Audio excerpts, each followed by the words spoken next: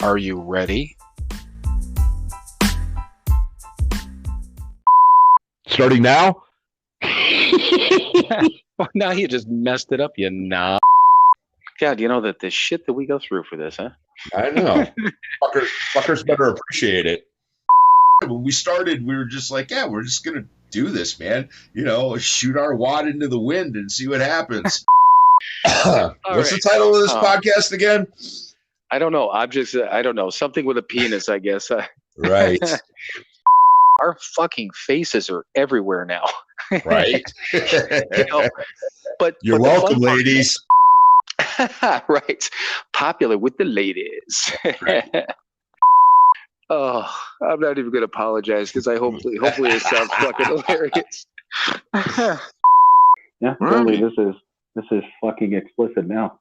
The explicit button. Let me use my finger.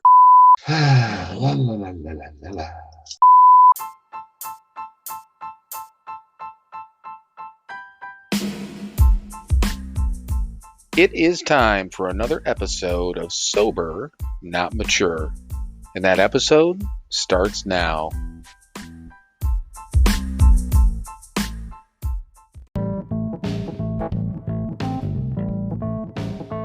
Hey everyone, it's your friends at Sober, Not Mature. Hi there. And, yes, it's both of your friends this time. Hi Mike, how are you? I'm well. How are you, Bill? I am doing well, but we do have a purpose. We actually usually talk about our one website, but we actually have two websites now. So two websites in one. All right, so everyone knows we still have the podcast website that is www.SoberNotMature.com. And we just launched the store website, so we also have that. Do you know what the website address is on that one, Mike? Of course I don't. It's pretty easy, Mike. It's www.SoberNotMatureShop.com. But from the podcast website, you can still hit the store link and get into the web store, or you can access it from our Instagram page through the highlights. We've been posting quite a bit about it, and we'll continue to do that. But do you know what's on the second website, Mike? Well, there's a store. There are products that you can purchase for you and your loved ones. Well, Mike, do we still have merchandise? We have merchandise. Well, we got T-shirts and coffee mugs and all kinds of crap. And one of the coolest parts, we also do have all the recovery books from Hazelden, which is kind of a big deal. That is a big deal. Yeah, at least for us. So all the books that we read, God Grant Me, 24 Hours, the Big Book, the 12 and 12, all of those books are available for sale on our website. And once again, that store website is www.sober. Trying to help, man. I know you are. You're not helping, though. Okay, now I got to say www.SoberNotMatureShop.com. .com. Visit that today, or visit the podcast website, which is, again, the podcast website. So www.SoberNotMature.com. Did you just say sober but not mature? Yeah, sure. Write that down. Yeah, like fucking mush mouth or something. All right, everyone. You've suffered enough with this, and we'll get back to what we were talking about previously. So visit the websites, though. All right, everyone. Welcome once again to another episode of Sober, Not Mature. And we do have a couple of guests with us. We're going to let them introduce themselves in a minute. We've got Amanda and Ginny with us tonight. But first of all, ladies, I'm going to give you a challenge because I'm going to have you introduce yourselves, just a brief introduction, each one of you. But I want each of you to use the word fuck in your introduction. Okay. I love this. This is my favorite so I've far. never done this before, but there's a point behind it. But go ahead. Whoever wants to go first, at least introduce yourself briefly, okay? All right. Hi. I'm Amanda McCoy Flanagan. I'm a fucking amazing author. I'm also a podcaster, co-host a Soul Rising podcast with my girl Ginny. I'm also a speaker. I'm a motivational speaker. I grew up in New York. I live in Colorado. Moved here 8 years ago. I have 2 daughters, amazing daughters. I'm married. Ginny and I are just on a mission to be out there in the world doing good things, helping people. I got sober in 2006. That's probably important for this show, right? And it's just been a journey. It's been an awesome journey ever since. loving life. Just keeps getting better. Cool. Ginny? Woo! Hello, my name is Ginny Oliva Smith, and I'm super fucking pumped to be here. I, you guys are now my favorite show already, my favorite podcast. Plus, we get to say fuck. I too am sober. I got sober in 2016, and I'm a mom. I'm a wife. I have 2 kids. I have a furniture restoration business that I started called the Flippin' Phoenix Furniture Rehab, and I just recently, I'm still doing that on my weekends and every time I have the chance. But I just recently jumped back into like a full-time sales job because money and things. They apparently mortgages. They're saying they need money now, so I don't know. Bastards. I I know. know. Oh yeah, we'll say fuck that. There, I get to say fuck again one more time. Nice. So Very I nice. am also, co-host of the Soul Rising podcast, which is one of my greatest joys, getting to do that with Amanda. And now we get to be here with you guys. Wonderful. And we truly appreciate it. And one of the things when we have people on, definitely Amanda will talk about your book. You guys will talk about the podcast. Ginny, you can talk about your store. We always tell people this is a wonderful platform to not only talk and get to know people, but we have no issue with people whoring themselves out. Hopefully for Nice. things that you're promoting. I love that. Yeah, whatever. Yeah, whatever you want to whore yourself out in. I mean, it's an open forum. But Necessary sometimes.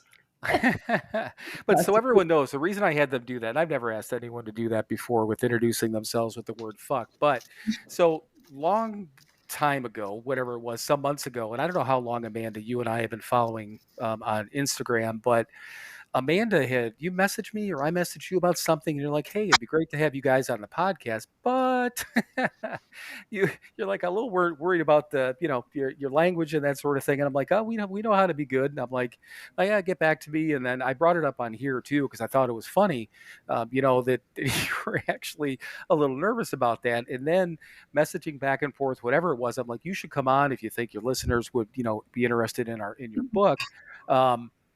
And I said, and you're like, yeah, still come on the podcast. And you said, didn't you say you were going to give us 2 fucks, one each or something? Yeah. And I told Mike that. I told Mike that too. Do you remember what you said when I said that, Mike, or no? Of course not. Mike said, we don't need your pity fucks. That's right. Yeah. Yeah, he said we can be good. He goes, now we're definitely going to be good. We're not going to swear at all if we come on your Right. podcast. Oh no, you can listen. That's No. the thing, and it's generally me. Ask Amanda. There are times my mouth just, I mean, we edit some of it, but we keep some of it in. It's like the balance, right? It makes sense if it like kind of makes things better. I Right. guess when does fuck not make things better? But like, Right. I mean, if it serves a purpose, then we Right. keep it. Yeah, and I've listened, I think, to 3 or 4 of the episodes so far. And in Ginny, I heard you drop the F-bomb in the first couple of episodes. And there you go. Were you Yeah. like, hey, no, I'm like, hey, I'm going to throw this in her face when we talk to them on Friday. Is what my only thought. it's so funny because even early on, it was brought up, and it was, of course, we have so many different people that listen to our podcast, which is really the idea. That was our goal. We wanted people to find our common ground, but we had certain people that were commenting on, well, there's a little bit of cursing going on, and then I don't know if that necessarily fits what you guys are trying to do. But then we had this like whole other group of people saying, I love that you guys are just yourselves and you're super authentic. So we decided to find the middle ground.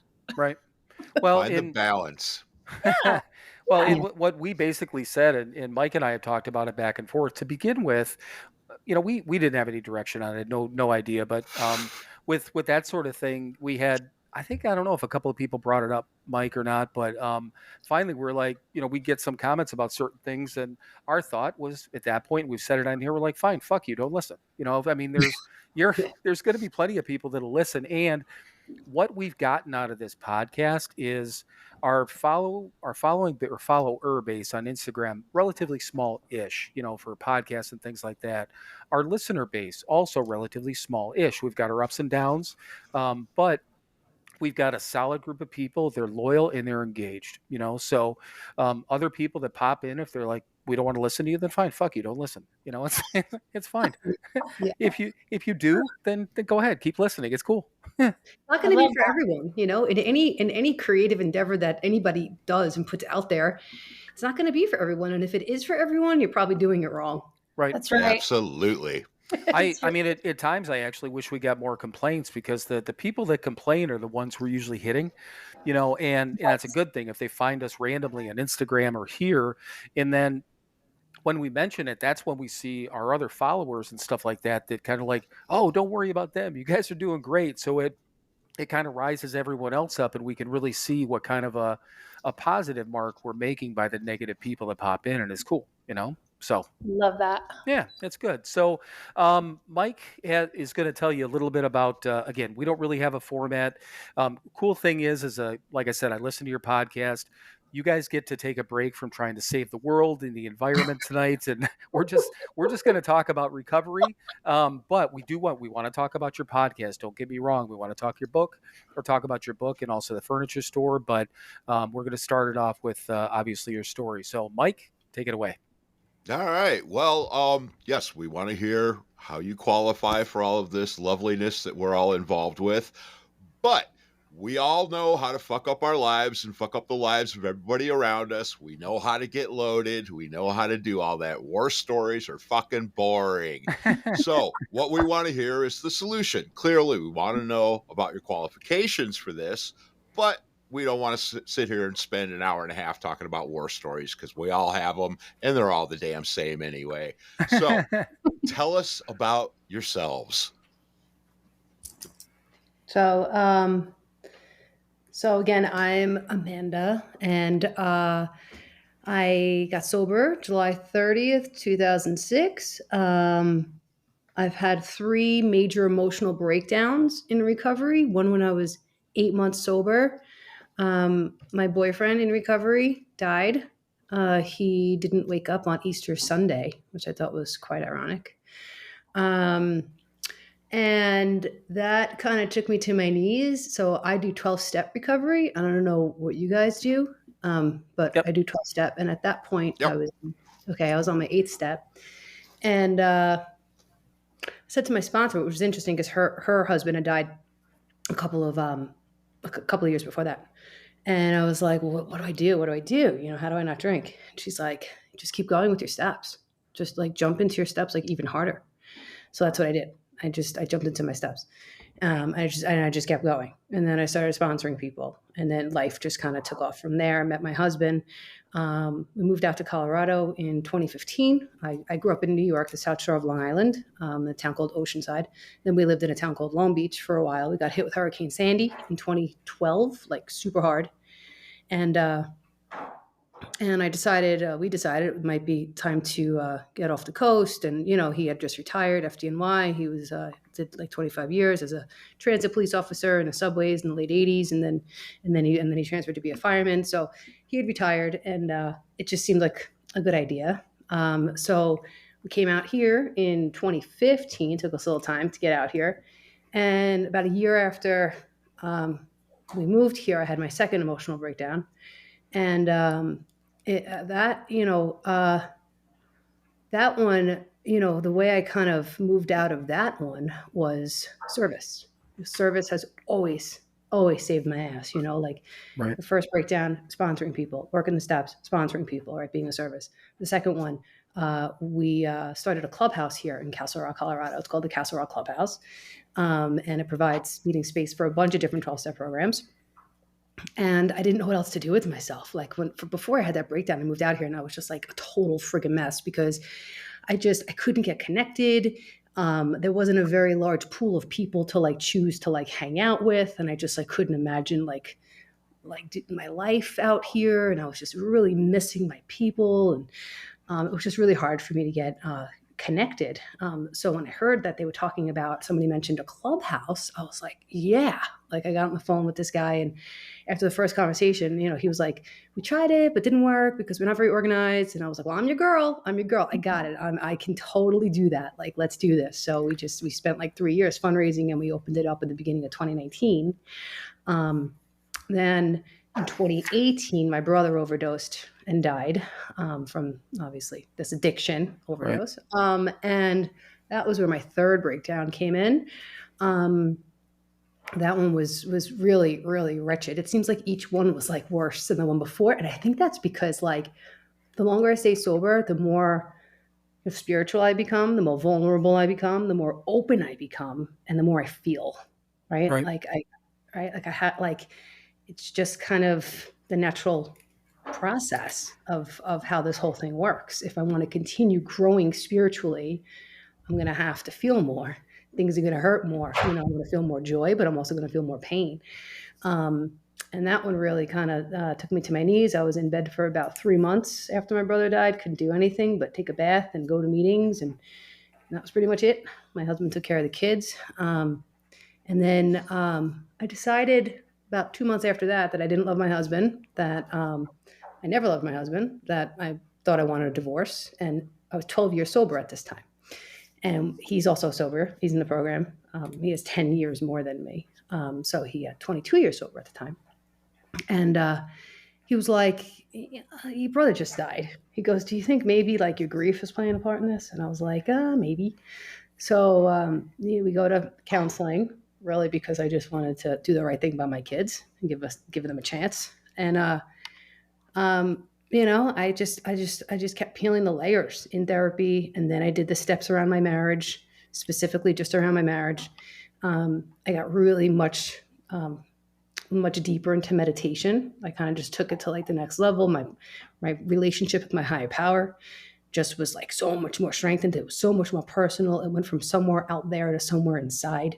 And I really kind of met my true self through like that whole process. And I had no idea though, at 12 years sober, I was still such a mess. Like I was carrying these like false beliefs of what I believe is like generational family dysfunction, like these messages that were just kind of like passed down to me.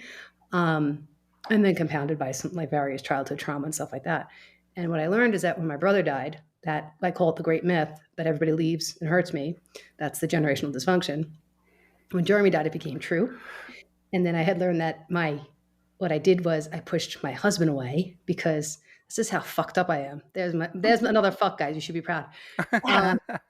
My brain told me, you're never going to feel that pain again like you did when your brother died. Jim's 12 years older than me. He 9/11 first responder. He's chronically ill. He has respiratory illness. And he's going to die next.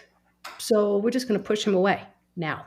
We're just going to kind of grieve it all right now. So you like never have to do this again. And, just really, if I hadn't been sober, I think, and had that like muscle memory of like continuing to do what I know works, and staying open enough to like contemplate the things people were telling me, like I went to like the women that I knew and that were older than me and had a lot more time in the program and were very experienced and had life experience. And I went to them and I said, what do I do? And they told me what to do, and I listened to professionals and I got out of my own way, and I found a measure of humility, which I believe is underneath this whole deal, is humility. And I was able to say, maybe I don't know what the hell is going on. Maybe I'm wrong. Maybe there's something more. And it was just really the most harrowing, grueling time of my sobriety, at 12 years sober. But the most, I grew so much, I'd say, in like 3 years, from like 12 years to 15 years sober, than I did for the first 12 years before. Right. And I just had this like crazy growth. And each one, that was a major. I've had a couple of different spiritual awakenings in recovery. And that was probably the biggest one. And I really feel like I kind of was able to tackle some kind of like soul mission shit. Like I was put here to like learn how to deal with the fear of loss. right? So right underneath, I was actually just working with this Ponzi this morning. She's starting her fourth step. And I was explaining to her how underneath everything is fear.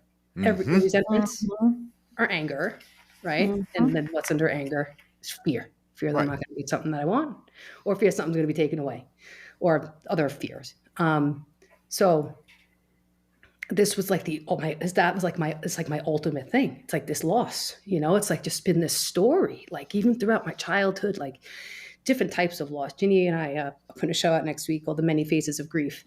And it's about how loss shows up in all these different areas of our lives. And we don't even recognize it as loss. Some are obviously more glaring. So yeah, my that's pretty much like my story of sobriety up to this point is yeah, I mean, I started drinking at 13. I did everything everybody else said, right? Fuck knuckles. Mhm. That's exactly what you didn't want me to talk about. It's just like Right. that's all that, all the shit that we all know that we do. Yeah. Um, but my story is not 100% unique, but for me it's unique. Having like three, I didn't have three emotional breakdowns before in state sober. I drank through everything. I Right. can now, right? Like I know how. Like when I was going through the second one after I moved to Colorado, and actually no, it was when Jeremy died. I remember total fucking mess, like just anxiety, like just a mess, and these girls kept asking me to sponsor them, and I'm like, what do these girls want from me? Can't they tell that I'm like totally insane right now? And they knew that I knew how to stay sober when Mm-hmm. shit hits the fan. Right. And that's it. That's it. That's what sobriety is for me in a nutshell. Using the Yeah. tools, turn to the people. And yeah, it works for me. Yeah. So, in the one thing you said too is that the breakdowns got worse. Everyone was worse than the other one. And my first thought, and I don't know if there was any truth to this, but I've known that, and we talk about this every once in a while, that none of us are ever. I mean, in life, you're never prepared for obviously things that happen, but when we get Mhm. all these firsts that happen in sobriety, we don't have the booze or the drugs to numb ourselves out. You never know when that you don't know what you're not able to handle or what you can handle until it happens. And Mhm. what happened to me along the way, and there's nothing in particular, but they have this one thing, and it's a gut punch, and then it's a nut punch, and then somebody pops me in the face and kicks me in the nuts, and I'm like, fuck me, you know. And when I don't know, what was it? Was it 2 years ago, Mike, when I told you I got all fucked up on the anniversary of my dad's death? It was Yeah. 2 or 3 years ago. He died 30 days before I got sober. So I mean, Oh, at that point, would have been, 13 years prior that he died. We're coming up on 14 years in April. And there was no reason for it. First of all, I almost forgot that it was coming up. It was like that Sunday. Had usually I'd think about it, whatever. Sometimes just post a picture or post his picture on like Facebook or whatever. Wasn't making a big, like I don't know, a big production about it anymore, because I deal with it. I thought on a daily basis, and then that particular day I had a training class at work, and I'm pissy and I'm short and I'm fucked up in my head, and I don't know why. And then I figure it out that it's you know, obviously the day he died, but I'm like, why? We talked about it. I'm here. I'm like, I don't fucking know, but it hasn't happened since, there's been one more anniversary since then. And I was fine. But why that day, And was it just, I don't know, was I lacking in something? Was I not doing something right?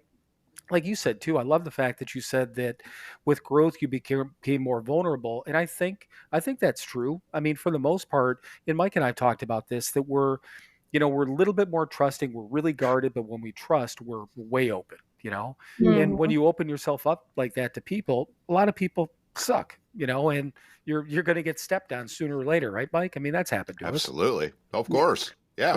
Yeah. Just because we're doing the next right thing doesn't mean everybody else is. Exactly. Yep. Right.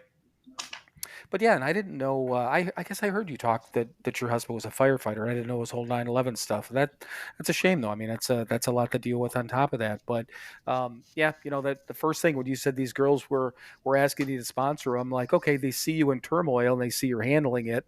That's It- right. yeah, Yeah. those are the people that are just walking along, whistling Dixie all the time. And never talk about the things that are going wrong in their life. Those are the people, the sober people I look at, and I'm like, okay, Yeah. you know, Yeah. I mean, I trust somebody who's, I mean, again, airing all your dirty laundry is not, I don't know, not a thing for anyone. But, when you see somebody that's open about the struggle and asking for help and dealing with it, those are the people that you want to go, help you go through something with. So I get that completely. Yeah, they just feel more real when Right. people are just like telling the truth. They're just telling the truth, and then they're walking the walk, and that's what we're Right. attracted to. And like you said, this it's humbling yourself and saying, I don't know what the fuck I'm doing. Exactly. Please help me. And Oh, accepting the help. no. Yeah, accepting the help and then actually doing the work to help yourself. Right. Yes, yes, 100%. It's all worth it. Yeah. Sometimes it sucks, but it's so worth it. What's waiting on the other side? Going through Mhm. that tunnel. I was talking about it metaphorically, like this morning with my sponsee. It's like kind of like a tunnel. Like she's feeling it. Like this girl's in it. Her brother died also from addiction, and she's, I think that's why she asked me to sponsor her. But I was saying, I'm just really proud of you because like you're feeling it. Like you're really feeling it. I said, and if you weren't, if you were like everything's great and I'm great, I'd tell you you're full of shit, and then I would be worried. Then I would be worried, and I'd be like, she's hiding. I said, but there's a light at the end of that tunnel, but you got to go through the tunnel of pain. You got to go through that tunnel of pain to get to the other side, to where the serenity is and the peace. Right. Well, and there's been plenty of times. I mean, Mike and I got sober at the same time, and we've been around each other basically from the start, and to the point of being in the sober living facility, in a 3-quarter house. We lived together, and I mean now we're family. We're brothers more than friends. Absolutely. But I don't know how many times that either one of us. I mean, we're literally we've been sober the same amount of time, went through the same process, got the same information, and sometimes I don't I don't understand something. I'll go, I'm like, what the fuck, man? And then he comes back with the, or I'll say something. He's like, oh, and like being open with people. I'm not. There's a very small. I've got a small group of people, and Mike does too. Mhm. That we feel really close to, Mm-hmm. but in as far as normies, I mean it's my sister and my kids that I would basically talk deep conversations with, and when it comes to sobriety, Mike's the first one I'd go to, but we got a whole group of people in Cleveland where we got sober that I would feel comfortable of telling any one of them anything, Mhm. but I don't have any other like normies in my life, or other all the friends I had like from high school and from years past. I'm not friends with those people anymore. They didn't do anything wrong. They're just I'm over here. This is my life, and that's yours. Cool. You do what you got to do over there, but it's just not my deal anymore. I mean, did you guys find that same thing as the longer you were sober? For sure.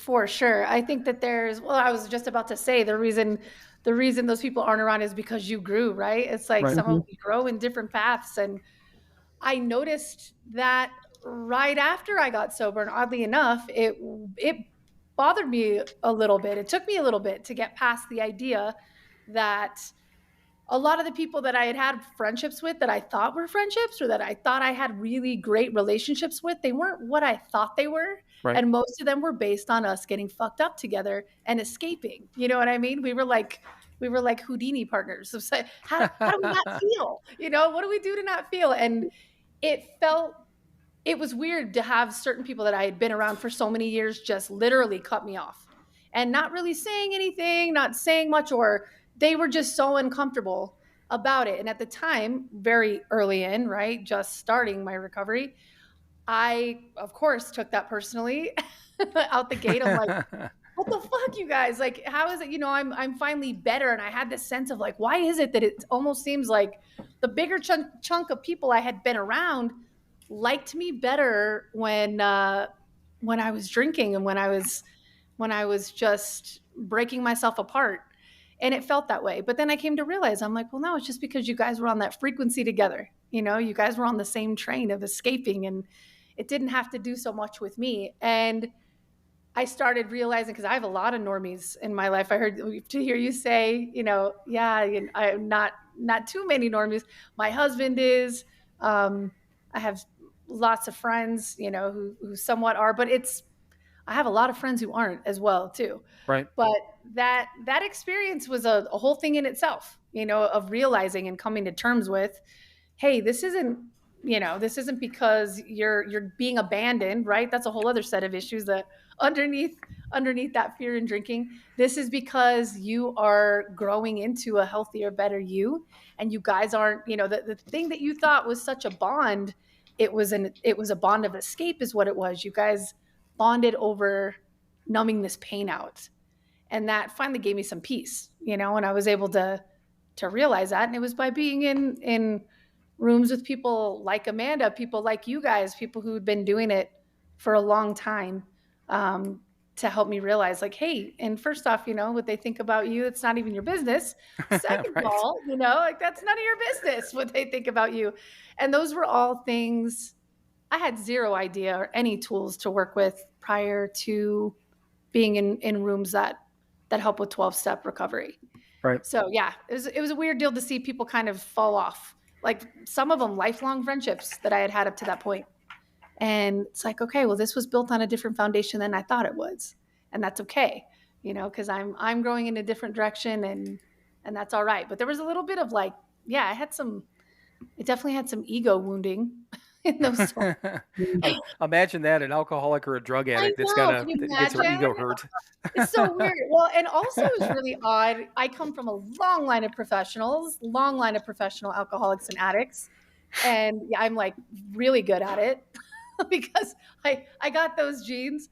But a really interesting thing that had happened too along the way, which I didn't expect and I still have to work through all the time, is that I had even family members that I don't think were super comfortable with me getting out from under this thing. Right. And they may not have Really? even. No, I can't imagine any Stop family. it. You don't, Amanda, I know you've never gone through that. I know No, you've never never. gone through that.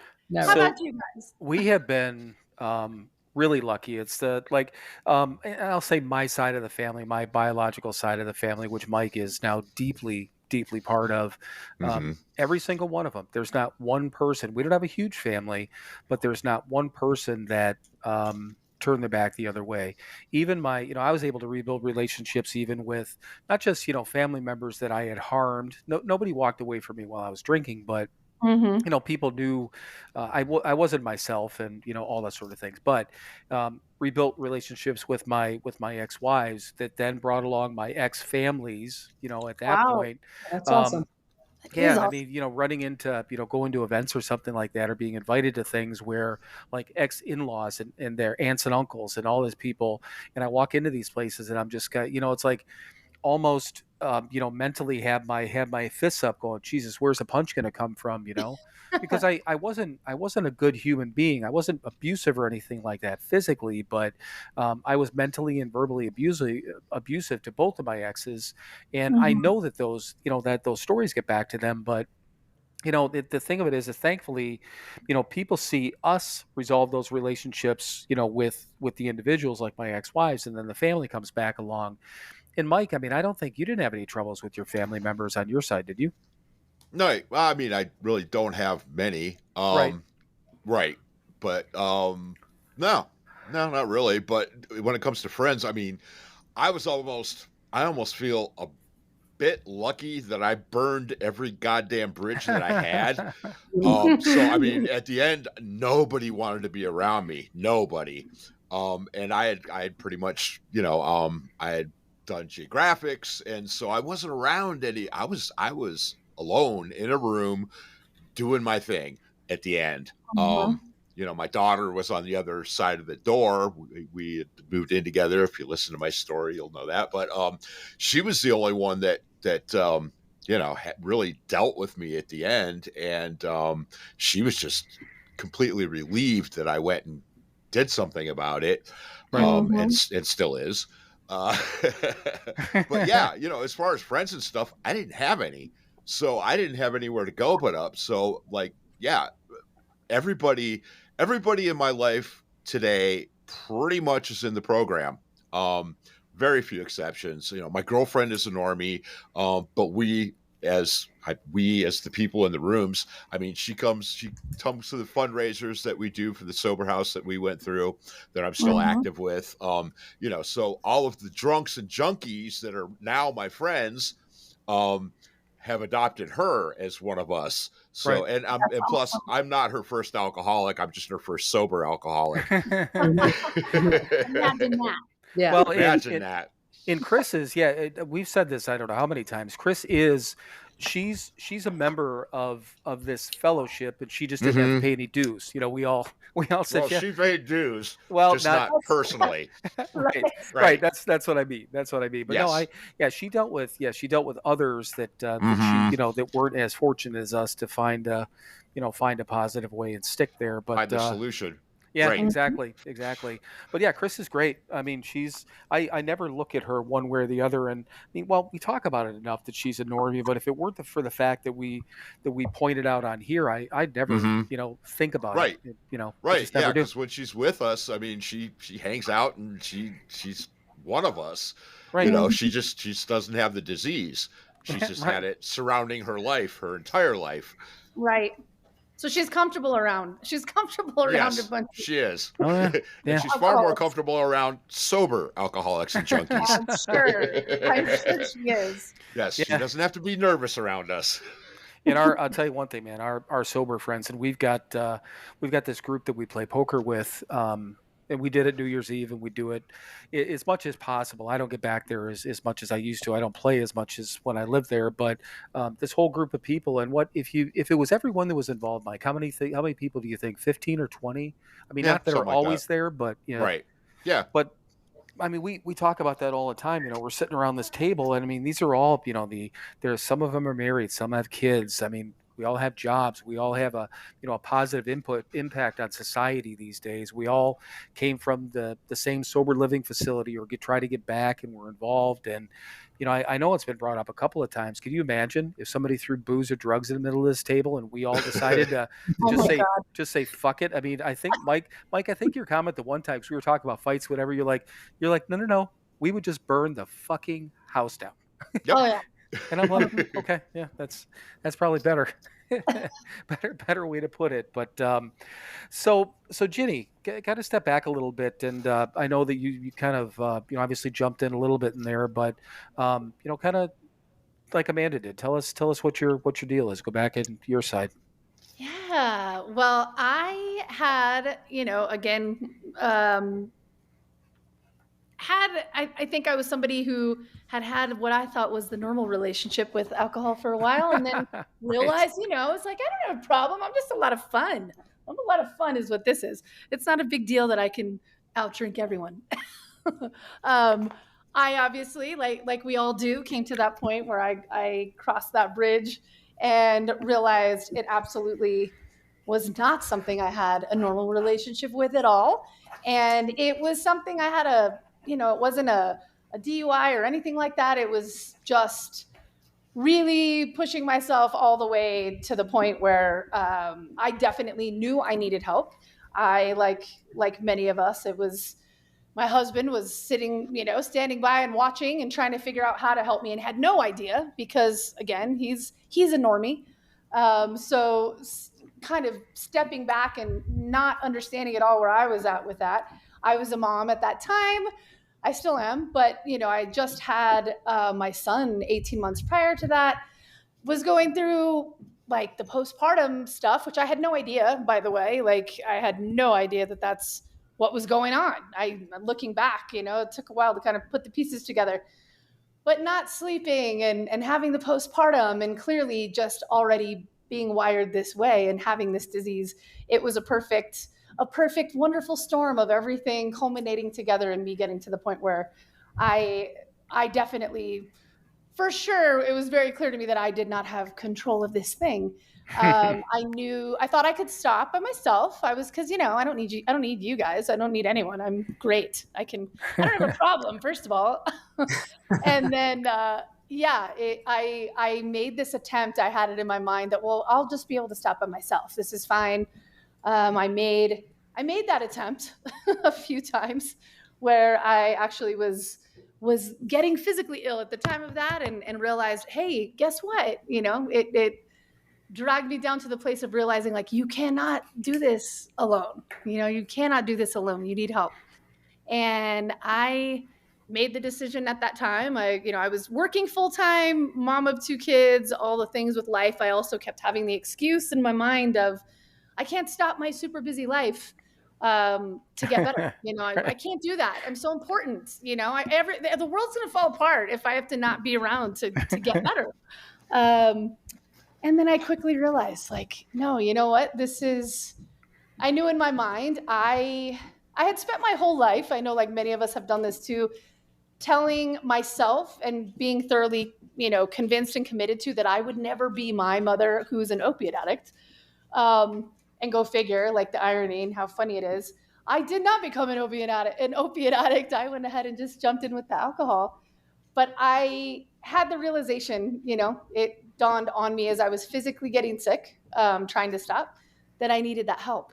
And I'm so grateful for that now, because I went ahead and just made the decision that I knew I needed to be in-house somewhere. I needed to be just all the way in.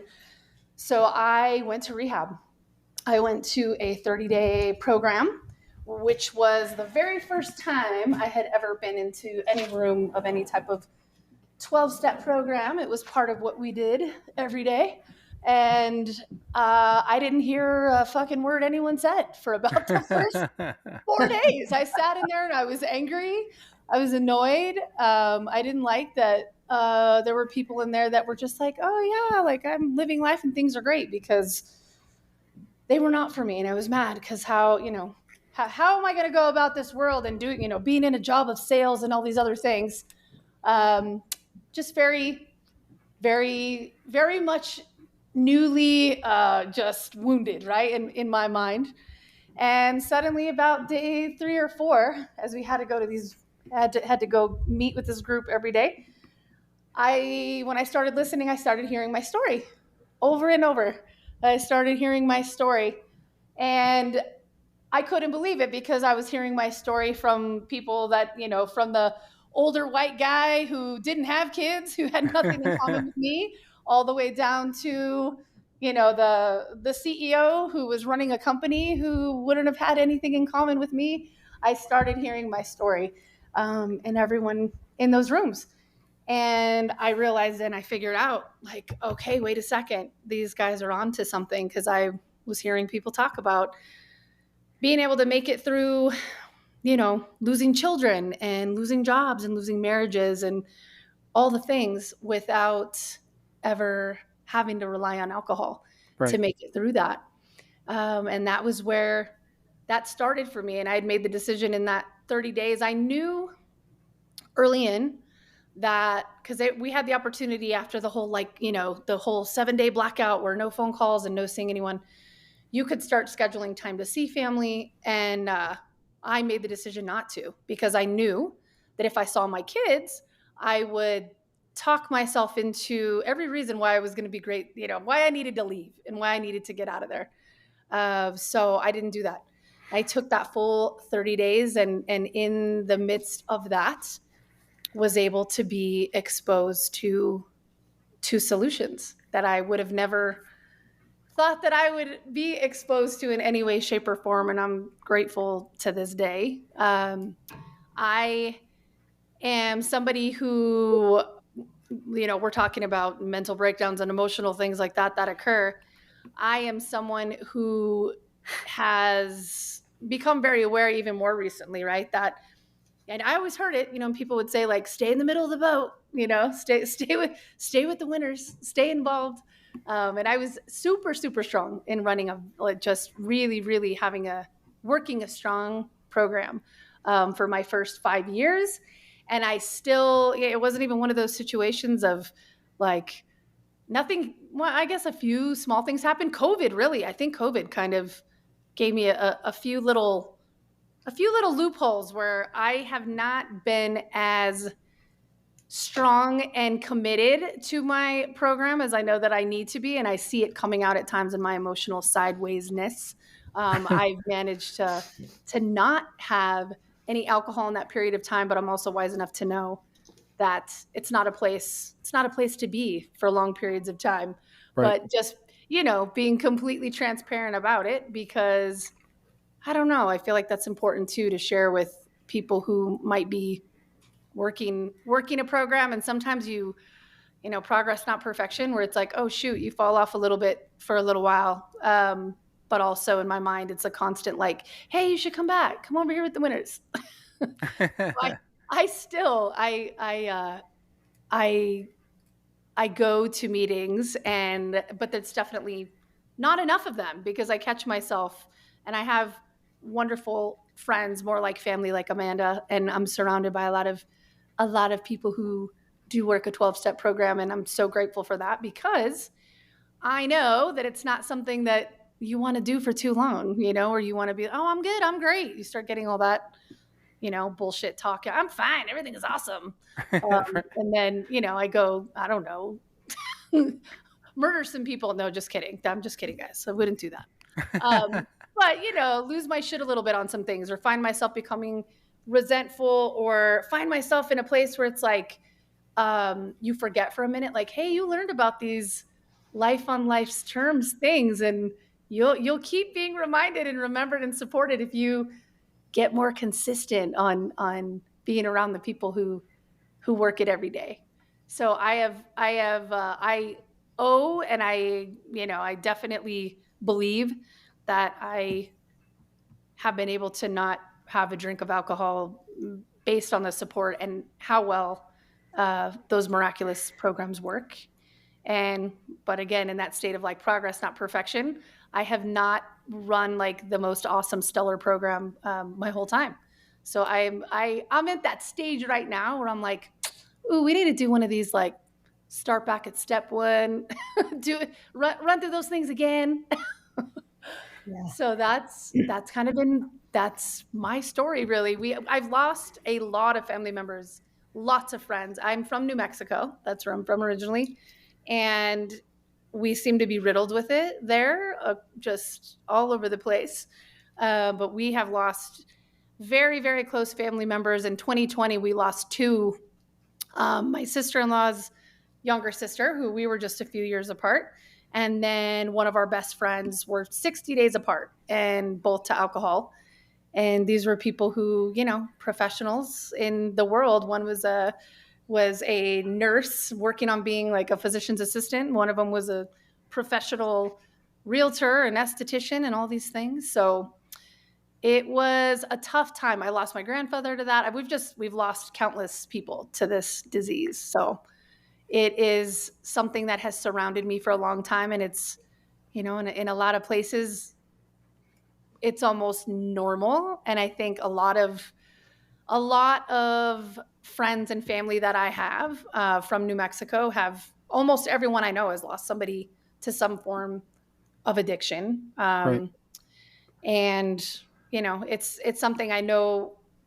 For me, I am so grateful every day that I am not one of the people who lost their lives as of today, for today. And I feel like I'm grateful for the people who are willing to be open, vulnerable, like you guys were talking about earlier, and share the solution, and how they were people who some people had counted out. They were done, they were gone, there was no way they could get any kind of, that they could be redeemed, right? And you hear those stories, and it's just a constant miracle. And I love the fact that some of the 12-step programs, they're an ongoing living thing in a way, that they're, constantly going. You have this basic hardware and these solutions that are provided for you if you're willing to listen, and if you're willing to do what people before you have had work for them. So I love 12-step programs. And as much as I've definitely want to work on mine being better and stronger, I'm grateful because I believe that those rooms saved my life for sure. Yeah, absolutely. And Mike and I, we're taught and grew up in this program, and in the same thing. I don't think any one of our programs or our sobriety, is 100% perfect all the time. But if, like you said, willing, able, do the Mm-hmm. work, all the sort of things that, obviously that once we get that that base and that foundation there. The rest is up to us. But yeah, we've got to keep coming back and Mhm. taking a drink from that well every day, right, Mike? Absolutely. Yep. I believe I read somewhere there is no cure for alcoholism. All we get is a daily reprieve contingent upon the maintenance of our Mhm. spiritual condition. And growth. Aha. And I think growth. I've heard that somewhere too. It sounds Yeah, really familiar. Yeah, that's this is throw the that's word growth Mike's. in for maintenance because it really is not maintenance. It's growing. It's If we're growth. not, if we're always just maintaining our spiritual condition, like, isn't there like I don't know, like a risk of, I don't know, maybe moving backwards? I mean, I want to be growing. I don't want to just be like coasting along. When I coast, that's when I get fucked up. That's Oh when yeah. I get like complacent. Like I'm just coasting. I'm good. I'm maintaining. I feel like the word growth needs to be thrown in the next version of the big book, which I hear they're making like a like a big book for dummies kind of thing. They're making Oh Mm. really? they're making it like it's called Simple English, actually. English for Not dummies. Sorry, I shouldn't 1932. have said that. It's written. Well, It's gonna be like the and you fourth know book. the thing of it is the maintenance part of it. I know what you mean about maintaining, and I don't think that's the way that word's meant. But if I think maintenance in the sense of working, but I like the growth. I mean, we all have to be growing. Mhm. If you're there was a and we talked about this a number of times. There was a piece of paper we were given. It was like almost like an old comic when we were at the sober living facility, maybe 30 days sober. And it showed a person trying to walk up a down escalator. Okay. So Mm. every one of us has done it before. And Mhm. if the escalator's going down and you're walking up and you stop, what happens? You go down, right? Yeah. Right. So it was the analogy that was given to us that it doesn't matter, where we are in our program. We always have to keep moving. We always have to Mhm. keep walking. Keep walking up. Because if we stop, it's not as though we maintain anything or even stay as is. We're always going to go backwards. So we have to Yeah. Right. work to maintain and obviously attain that additional growth and obviously keep going. But yeah, that's one of Mike's favorite sayings in the big book, right, Mike? Very Hmm. true. It is. But so I think now's probably a good time to take a break here. But for real quickly before, I just want to let everyone know, and Mike, I didn't even have a chance to tell you about this, but I know you'll approve because it's a group that we work with. So we usually have our website promo now in the middle of the episode. I think who knows? Everyone's listening to it now. I may not have it at all, or may have had it at the beginning, but the ad that's going to run right now, if you usually skip over this advertisement, please take a moment and listen to it. It's like 46 seconds. It's with the Sober Curator. They are affiliated or banding together with a group called Break Free, the Break Free Foundation. And it's a foundation that actually tries to help out folks like us get treatment and get resources and that sort of thing. So the Sober Curator, we're in with them, we're curators with them, we're involved with them. So you're going to hear Elise and then the other individual from the Break Free Foundation. So please, rather than skipping through this advertisement, please listen to it. Okay. So Mike, your turn. All right. Well, I think Bill took care of it. Listen to this message and we'll be right back. Hey, I'm Alexandra Nyman from the Break Free Foundation. And I'm Elise Bryson from the Sober Curator. Join us on February 12th at the Prince George Ballroom for Break Free at New York Fashion Week, an immersive experience that blends art, design, and fashion with advocacy. See and hear from models and designers, including Lady Cat and Troublous Designs, who are raising awareness for mental health and recovery through their love of fashion and design. All proceeds will support the Break Free Foundation, who provides scholarships for those seeking treatment for substance use disorder. Get more information at www.breakfreefoundation.org.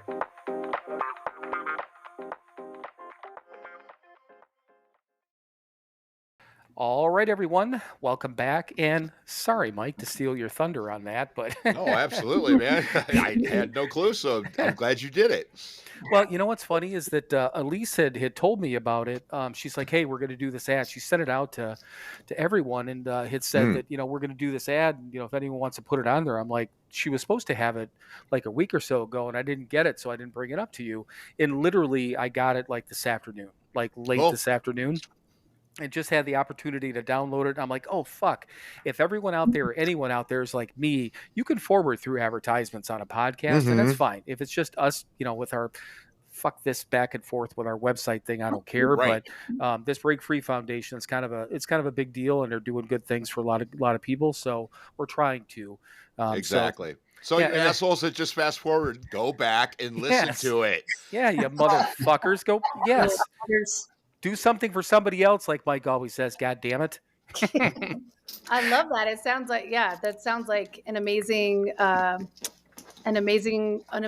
thing to be supporting and getting out there to people, because there's just, when people are out there and they haven't found guys like you yet, not everybody knows exactly where to even begin or where those Mhm. resources are available. So that's amazing that you guys Right. are involved in supporting an organization doing that. Well, and the sober curator, we ran across them completely accidentally, and it was literally for me fucking around with Elise, because there was a list about I don't know. She posted some list about, well, the Sober Curator itself. If it's called the Sober Curator, thesobercurator.com. Look them up on Instagram, the Sober Curator. It's basically a place to go. It's almost like a I don't know, an entertainment type of thing, but it's a place to go for sobriety. It's got articles, and they do fashion things, they do sports stuff, they do a lot of different things. But it's pretty cool, and we got affiliated with them. God, coming up on not quite a year ago, 8 or 9 months ago, right, Mike? Something I like think. that. So Elise, who is the founder of it, she did this list on the top 10 or top 15 male-led sober podcasts. And I see this list, and it's posted on there by one of somebody else that I follow, this other podcast. And I look, I'm like, I wonder if we made the list. I'm like, and I'm reading through this, and I see all these fucking things, and I'm like, what the fuck, man? Not only is this podcast male-led, it's led by two guys. Right. Two of us. I'm like, there's two of us. So what I did was completely sarcastic post. I mean, not mean, just kind of. I'm like, okay, if we didn't make the list, I'm gonna at least get noticed, right? So I took a picture of the screenshot of the article, wrote this thing, and I'm like, hey, this and that. Yeah, we're two guys. We went on here. I'm like, if any of our followers on there think we should be on the list, I said, reach out to this sober curator and let them know, because I'm like, whose leg do we got to hump to get on a list type of thing. and I tagged Elise, I tagged the sober curator, and that's how we got introduced to each other. So I love it. yeah, and she obviously listened to us and followed us and all this different stuff, and then asked us to be curators. So it's a fun group for anyone out there, including you guys. If you haven't looked at that, also, just so you know, Amanda, she does book reviews every once in a while, and she'll do a like a review on the website. So Nice. if it's something that you want her, I obviously neither one of us can guarantee anything, but Sure. if you want her to take a look at it, just tell her that we sent you over. And, if you want her email address, I'd be more than happy to give that to you, her Awesome, Sober thank Curator you. one. And yeah. And, worst case scenario, if this episode doesn't suck, then I'll tell her that, she could feature this episode on the website too, because she'll do that for us. So. Right.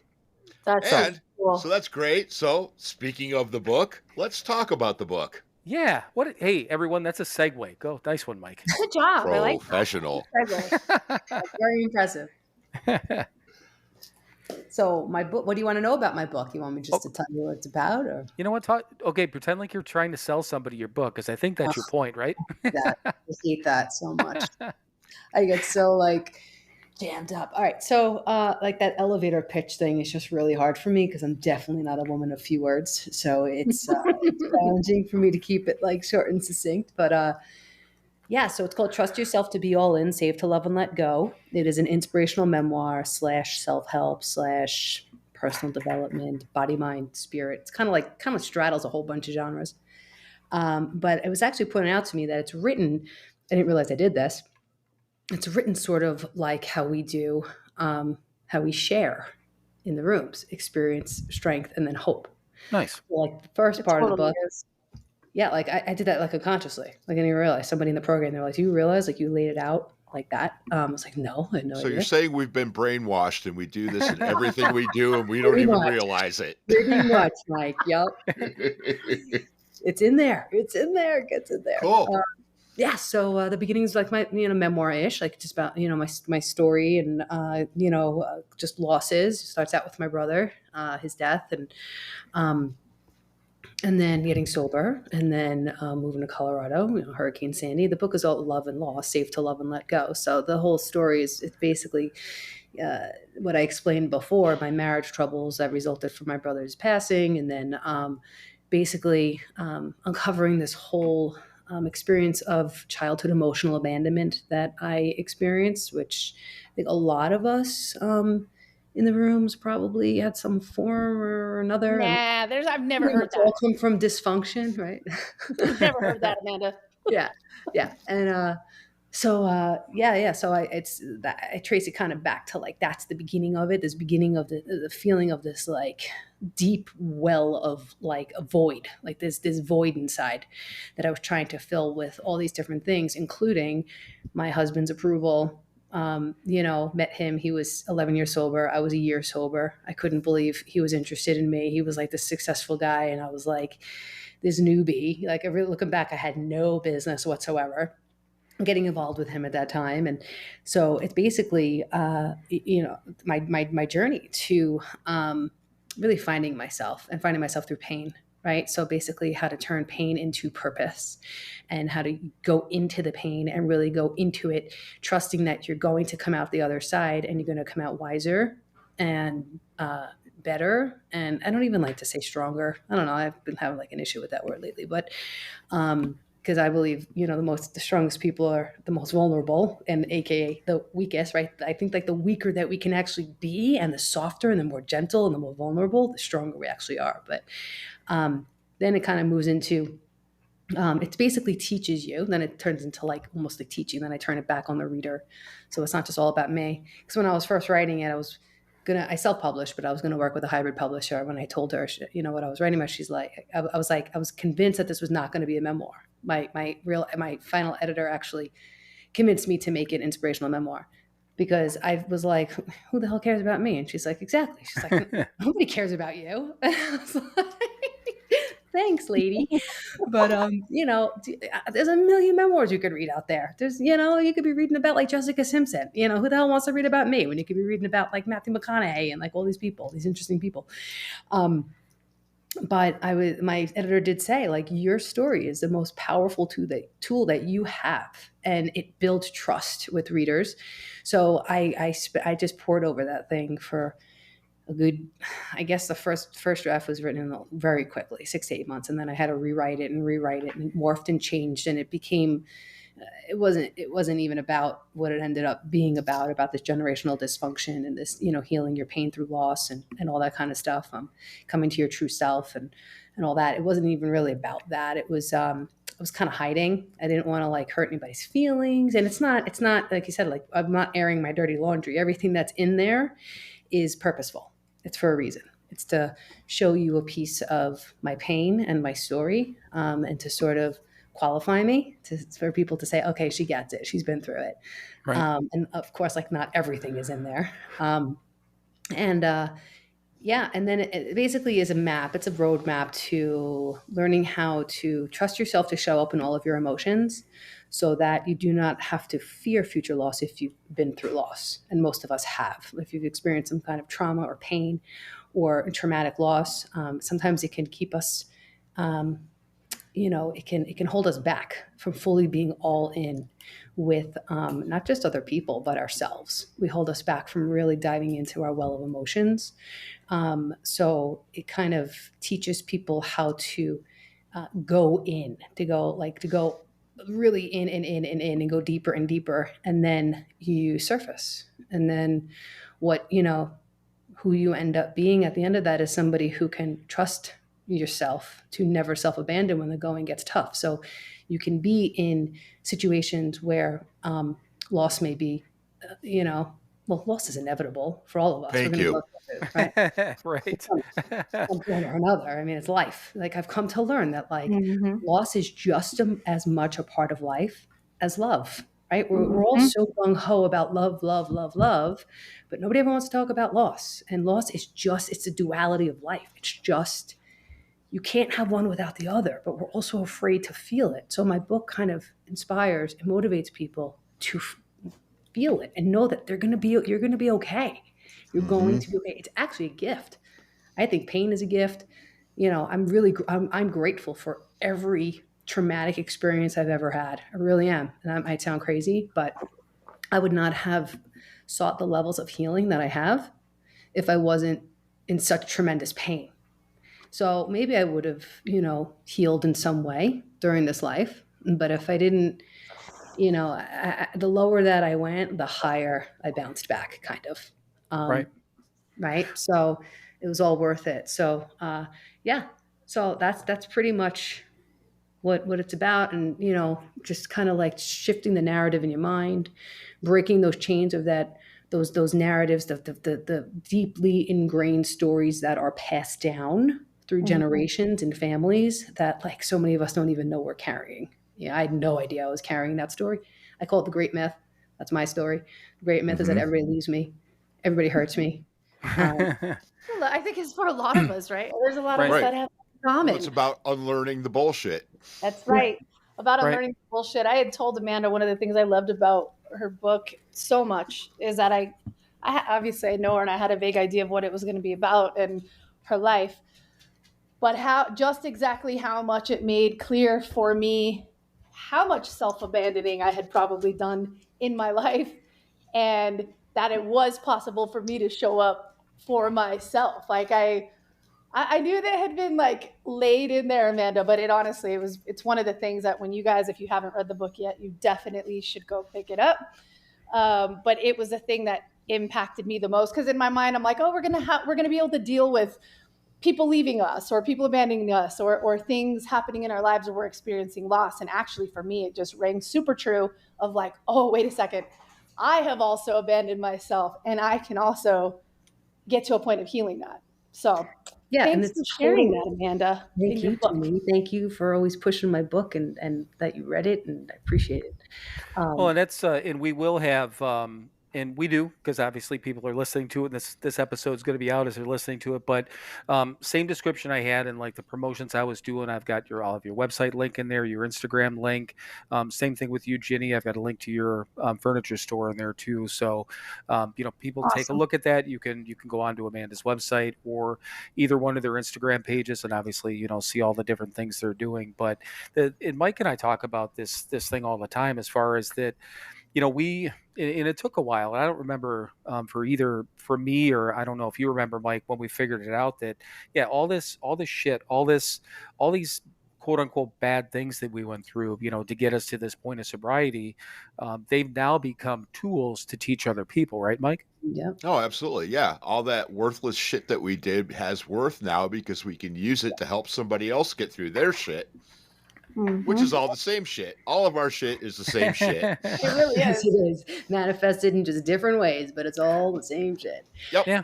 Yep. Yeah, and then And teaching people how to like experience this like emotional freedom. Like you guys sound like you're pretty free. Like that's what like this program and what like just the growth has given me is this emotional freedom to not have to feel like. Yeah, I think fearlessness is another myth. I don't know. I mean, I don't walk around like in fear. Like I'm not like hiding in my house, But Right. I think it serves a purpose. It kind of shows me, my anxiety or my fear, whatever, shows me what I have to look at, and what I have to, where I got to grow, and what's still there, what crumbs are still there that kind of need to be cleaned up.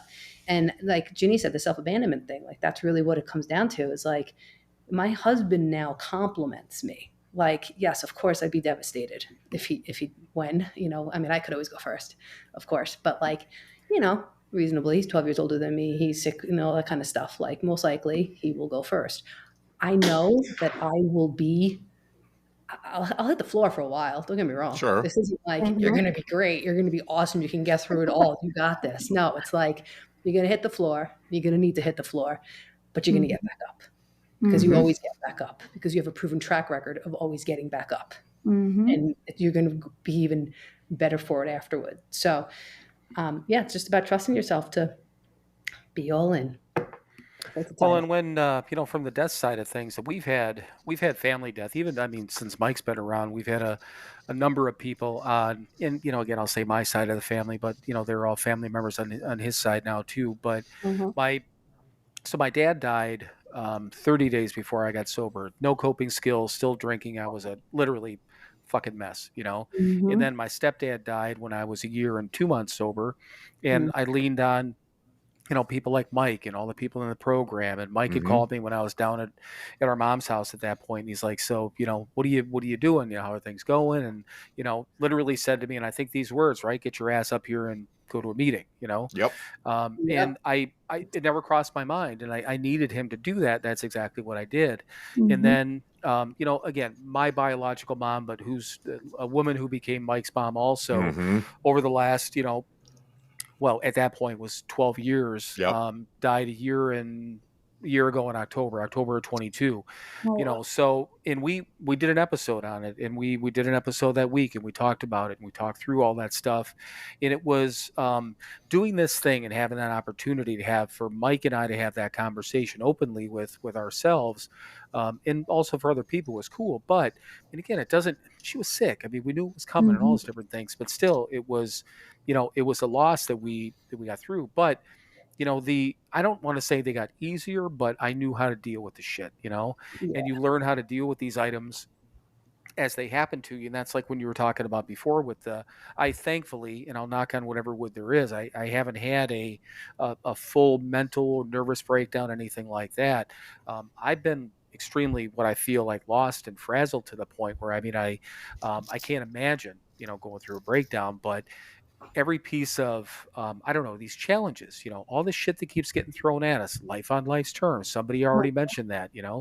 um, when our mom died, Mike, you're the one that said that. You're like, fuck, man, this is life on life's terms, right? Mm-hmm. Mhm. Yeah, this is it, man. This is it. It happens, and it's going to happen, and it will continue to happen, and it's what we do with it. We going to crawl into our own asses, or are we going to continue to do what we're told to do, taught to do, which is continue to help other people? It's the best way to fucking get through anything. Is get out of your own head, go deal with somebody else's problems, and all of a sudden your Right. problems don't seem quite so big. And quite frankly, I mean, the root of our troubles is selfishness and self-centeredness. I'm still selfish. I'm still self-centered. The best way to not be that way is to go help somebody else. That's right. Mhm. That's right.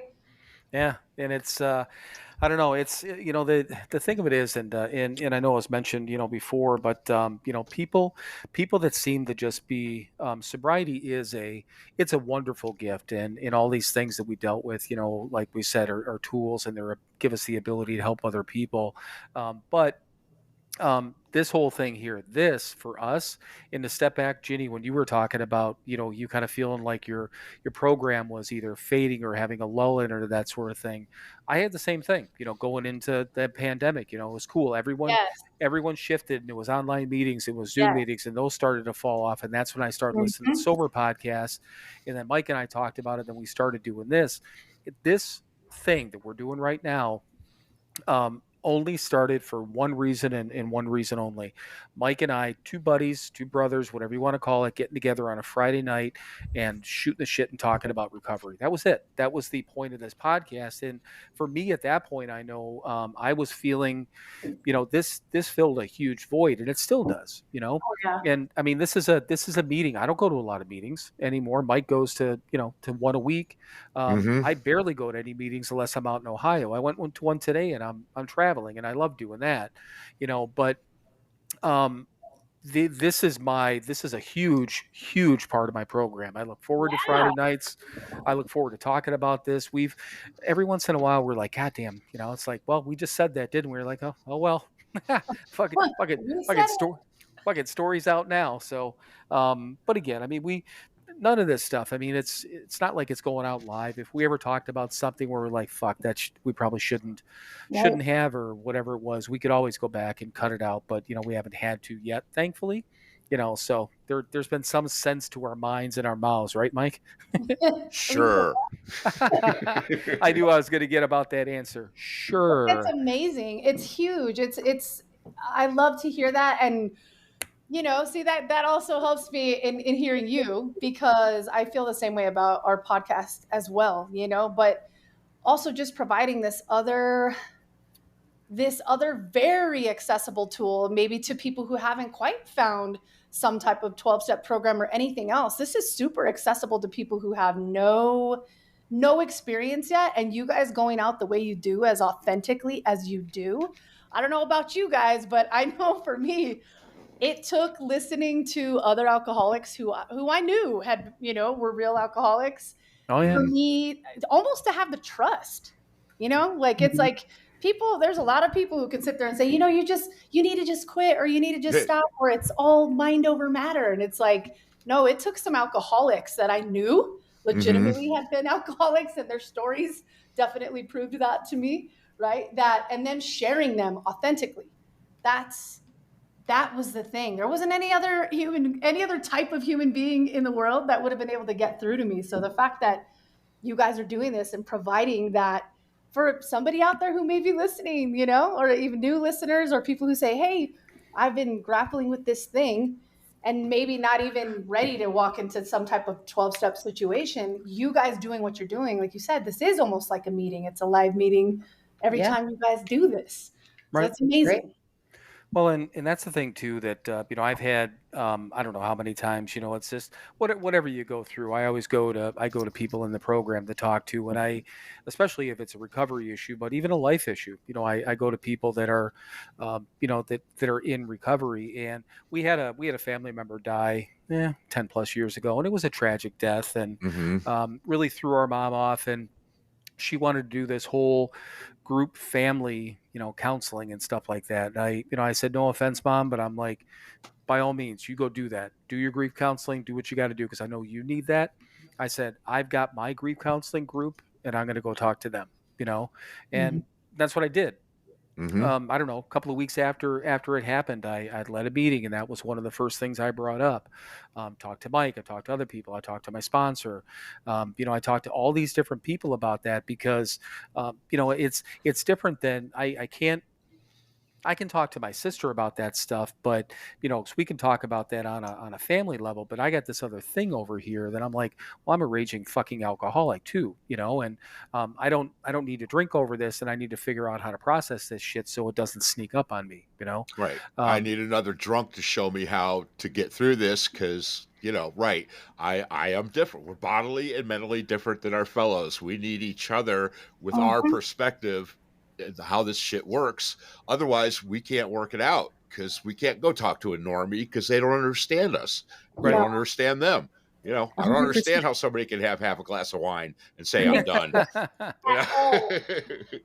It would be like a cancer patient going to somebody who got into a car accident and say, how do I Right. heal? Right. Right. Like Mhm. you just can't, there's just something that goes on with one alcoholic talking to another, regardless if it's getting sober, or if it's processing grief, or it's, going through a divorce, whatever the hell it is that's going on in life. Life. We process our Life. grief, or just life. We're just on like a different wavelength, not a better wavelength, not a No. higher. We just have And a not a different lower. lens, Just not different. a lower. Exactly. It's just different. It's just a different lens that we see life through, that we get with each other, that we're not ever going to get a similar lens from somebody No. else. It just doesn't happen. It just doesn't Absolutely. work. Yeah. We need each other, man. Yeah, man. Yeah. Yeah. So the one thing that, and obviously, I want you guys to talk about your podcast a little bit, but and I will have also, I've got your Instagram page tagged in the description also. But one of the things you talked about, which I thought was interesting, you talked about fear and shame, which Mike and I have talked about that a lot. But that's one of the things I made a note on. But the other thing you talked about was, and this is something that we talk about endlessly, is connection. You got to have the connection with Yeah. people, but you specifically talked about, connection with people either you don't know or that are different than you, which I thought was kind of cool, because you said that sometimes brings out, I don't know how you were talking about it, but you were just talking about that human connection, people being afraid to talk to other people, people being afraid to walk up to somebody else. And you walk into like an AA meeting, and I again, I went to one today. I'm in a different city, a different state. There was people there from all levels. Somebody from 30 or maybe 21 days sober up to probably 25 years or 40 years sober. This one guy was talking. Some people look like me, some didn't. Some people were young, some people were older than me. But the group like that, when you walk into a 12-step meeting, that happens without even thinking about it. That's why I thought that was so interesting when you guys were Mhm. talking about it, because you walk into a grocery store or something like that. You don't just walk up to, I mean, it's one thing you walk by somebody, give them the head nod, guys give the head bob type of thing. Hey, what's Mhm. up? It's the sup look, you just like, hey, what's Yes. up with you, Yeah. but Exactly. it just, there's this comfort level when you walk into a room, because you don't give a flying fuck where those people came from. No. They're all there for the same reason, and you're not going to surprise anyone, shock anyone. You've got somebody to talk to if you choose to, and they're going to be on the same wavelength, which I thought was pretty cool. But so I wanted to mention those couple of things. I've only listened to a few episodes, like I said, but also, yeah, talk about the podcast. That's Soul Rising, SOL, though, correct? Hmm. Yes. Yeah, I just want to point out one thing that you just said, Bill. Yeah, like we walk into the room and we're all kind of, equalized. Everything is like level. Nobody's better than anybody, all that kind of stuff. And we all just get each other. But I was also thinking recently about how I probably am so open to the people in those meetings because I need them to survive. Oh I, God, yeah. I need you guys for my life to survive. I don't need the cashier at the supermarket for me to survive, right? So Right. I'm going to be nicer to you guys. I'm going to be more interested in your lives. It's a selfish program, right? That's what they Yep. call it, a selfish program for selfish people. Part of it has to be true that there's some kind of instinct inside of me that I need you just as you need me. And that's why Mhm. we're so connected, because it's a deeper survival thing. Oh yeah, absolutely. Think about that. But yeah, Ginny, you want to talk about the show? I've been talking a lot. Yeah, you have, Amanda. Stop. Shut up.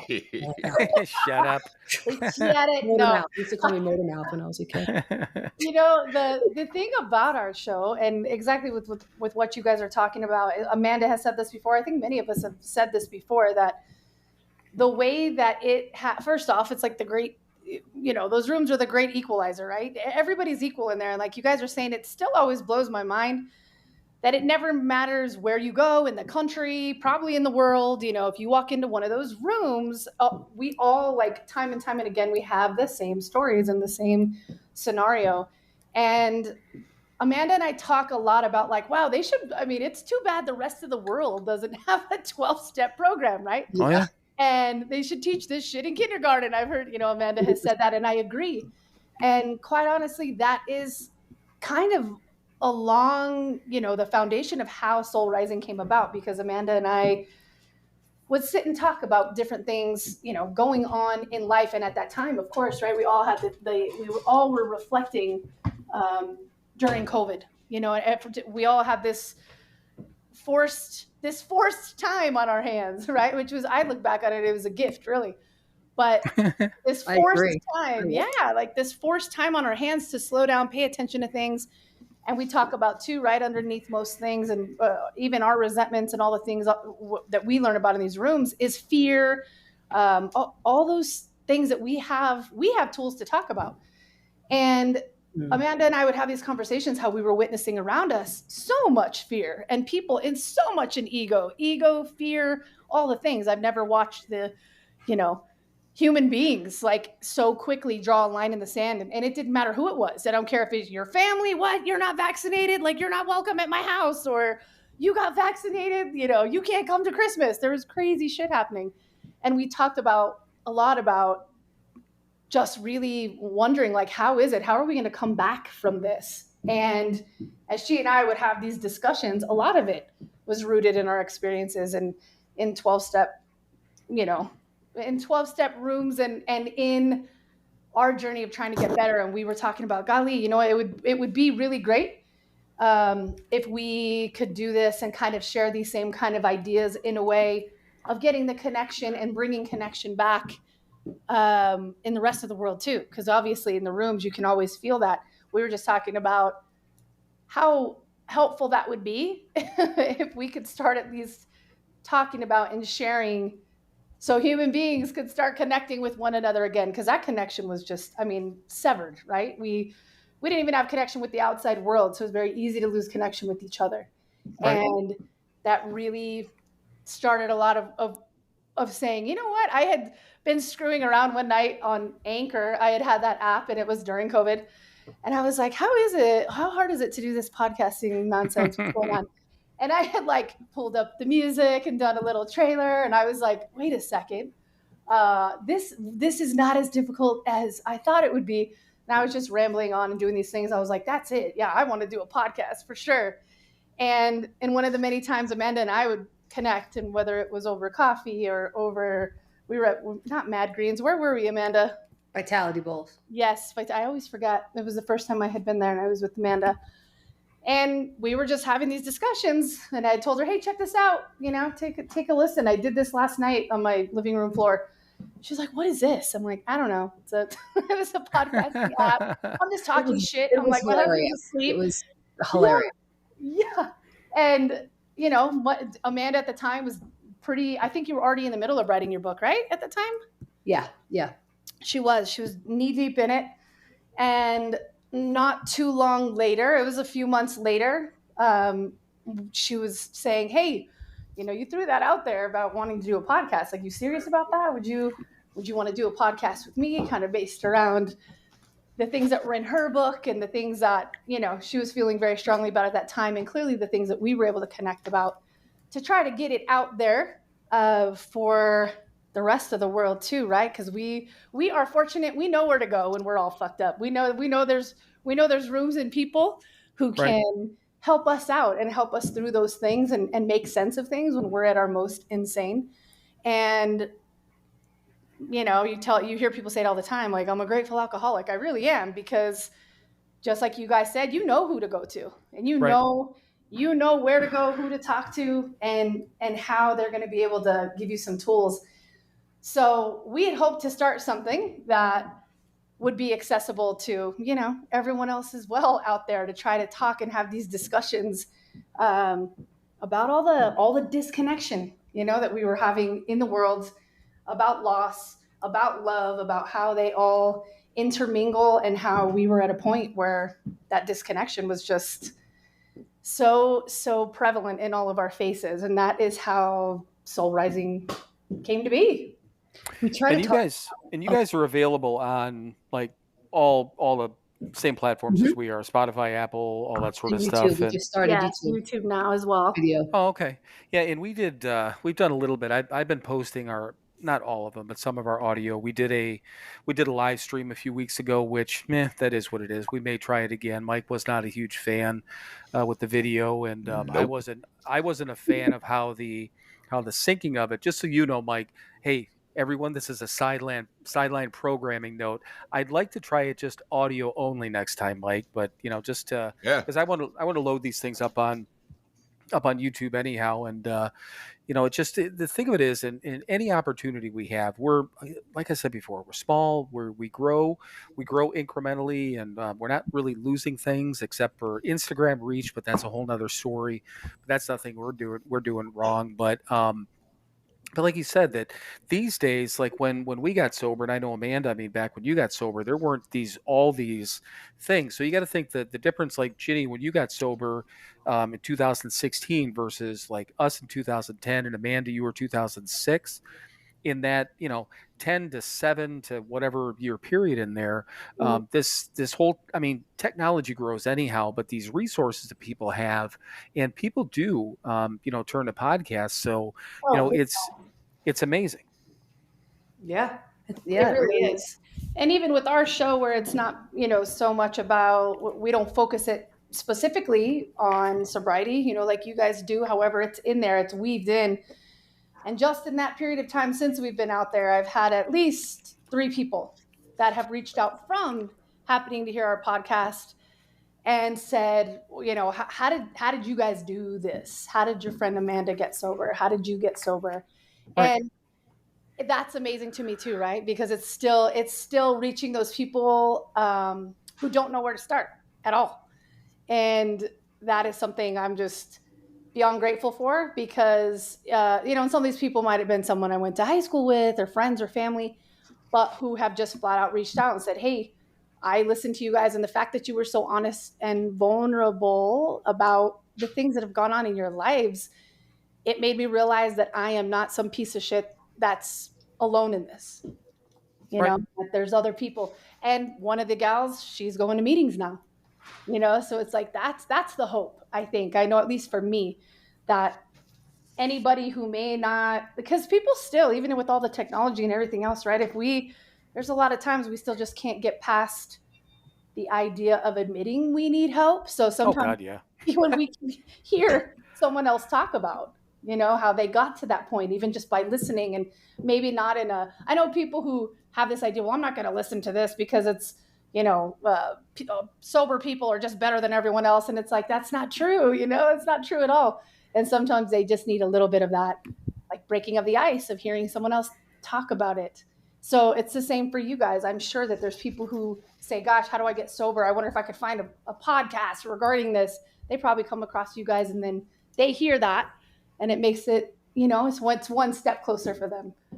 So Right. that's huge. And you're right. I think the technology, the hope is that this can be one of the positive things that some of our chaotic things that have gone on with technology and social media is a little bit shitty at times, but this right here, this is the good stuff.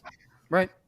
Yeah, and it's I don't know, it's one of those things that and it's it's an AA thing, it's attraction, not promotion. So people hear, people hear that, I don't know, whatever it is. They hear you guys talking about a life thing, but also hear that you're sober and they're like, wait a second, what did they say? And then, just having a general conversation. And we've had people tell us that, that, I mean, how many normies have come up to you, Mike? I mean, random people. They're like, yeah, we just like listening to you guys. Some people Right. have said, didn't somebody say they like listening to this because we're just fucking goofy or something? Or, Yeah. I don't even know.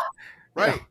Yeah, exactly. Well, we're yes, we're people that have been through some shit, and we came out the other end, and we're kind of happy, and we're trying to make our little corner of the world a better place, and that's good shit, man. That's despite all of it, Yep. whether you're a drunk or not, or you're a junkie or not, or you're miserable or not, or you've been hurt or whatever. Look, man, there's stuff you can do to work on yourself, and you come out the other end and you're reasonably happy, and more importantly, you have that peace and that serenity that we're promised, and we get it, and that's all I care about. I mean, I'm happy I have a house and a car and a job and a couple of bucks in the bank and whatever. That's all great, but I lay my head down at night, and like Joe used to say, the Cowboys and Indians aren't up there fighting each other anymore, and that's fucking all I care about.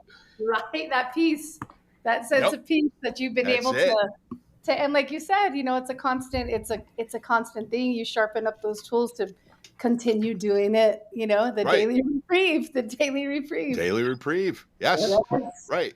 Right. And I'm going to go back to that since you brought it up. That word maintenance, is sharpening those tools. Old timer who graduated this program, but he used to say this sobriety thing, it's like a silver ball, right? And if you don't polish it, it's going to fucking tarnish. You've got to take that elbow grease every day and polish that silver ball. Otherwise it turns black. Right. Mm-hmm. Yeah. So that's the maintenance. It's just, I've got to do work every day, I mean, the way Bill and I were taught, we do 4, 5, and 8 to the best of our ability and won't ever have to do them again. But the rest of those steps, I've got to work every day, one day at a time. I've said it a million times on here. I do 1, 2, and 3 before I get out of bed in the morning. I have to. I have to work those steps. I hate when I hear people say I worked the steps, past tense. Yeah, it's a design. Good for you.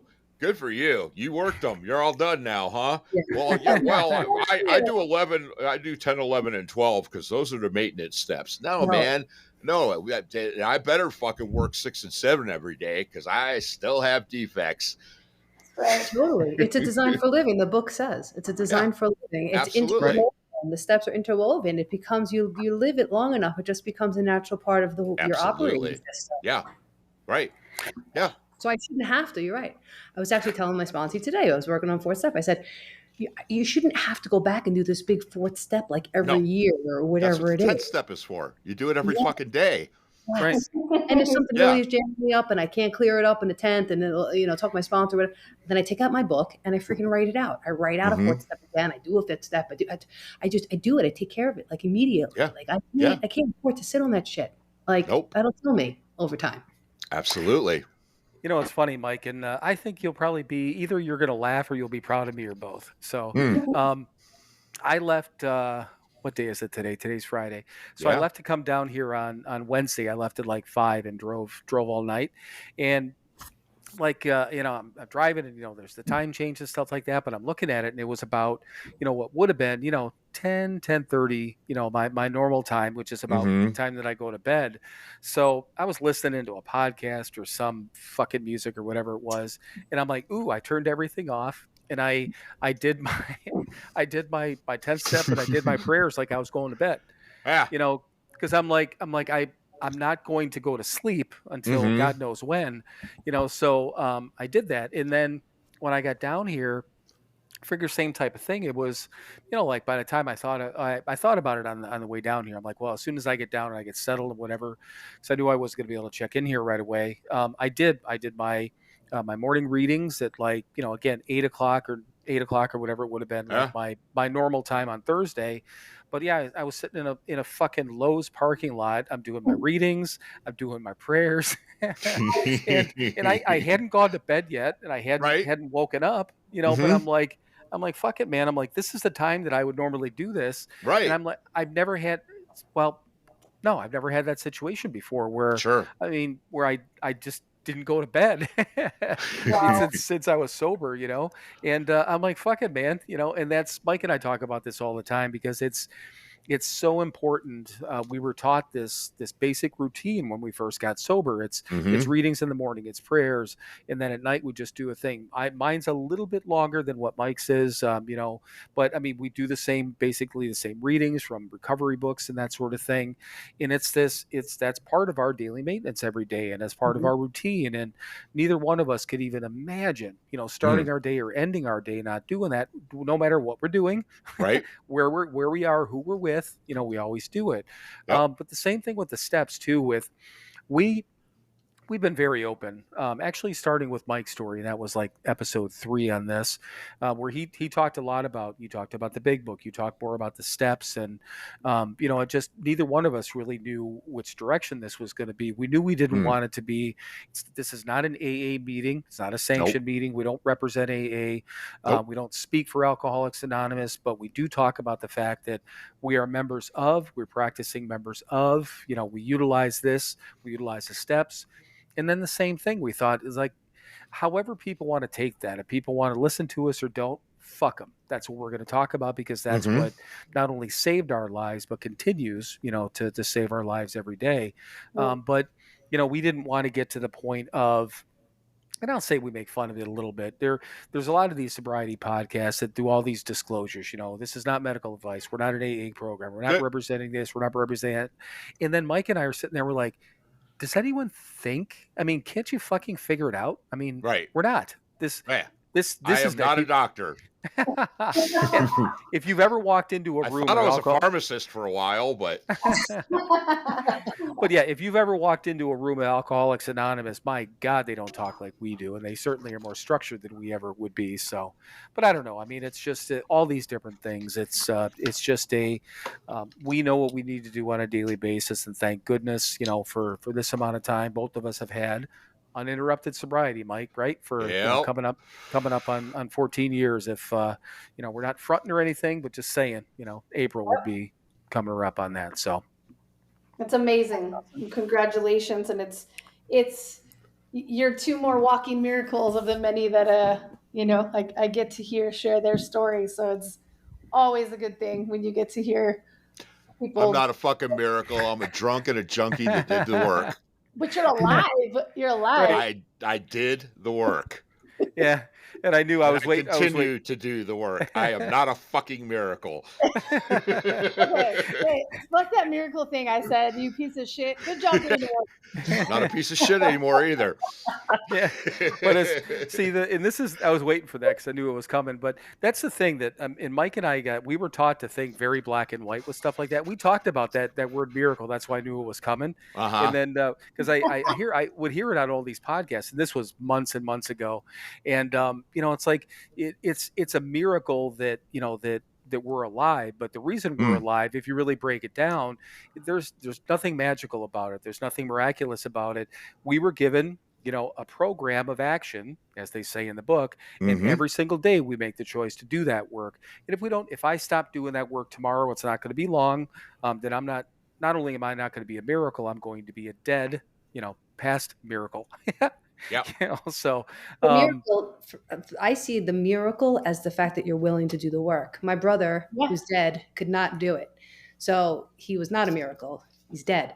But us sitting here in this room, we're able to, on this Riverside room, we were able to do that work. That willingness is the miracle. Willingness. yeah, that's the It's thing. willing to do the work. Yep. Yeah, Exactly. that's Exactly. Willingness is the sober. key. Not that Right. someone's that you're sober, but that you actually did it. Mhm. Right. Right. Yeah. Yeah, and there's based on the way that and I mean Mike and I have we know each other pretty goddamn well at this point, but there's nothing in our past that suggests that there was any reason why we would have and I don't want to say bought into it, but a lot of people say that, but Mm. no reason that we would have wanted to come to our senses and be willing to do the work, but a big part of that was the people that we were surrounded by, which is that goes back to the point of what we were talking about, continuing to try to be an example. There's no bad examples, and hopefully we tend to be at least a morsel of a positive example every once in a while, right, Mike? Absolutely. Well, I just love what you guys are doing. The more talk about recovery anywhere that we can get it is great. More positive, yeah. talk, Yep. more access to this. We don't need to keep it a secret. Like I don't even know how sold I am on the whole like anonymity thing.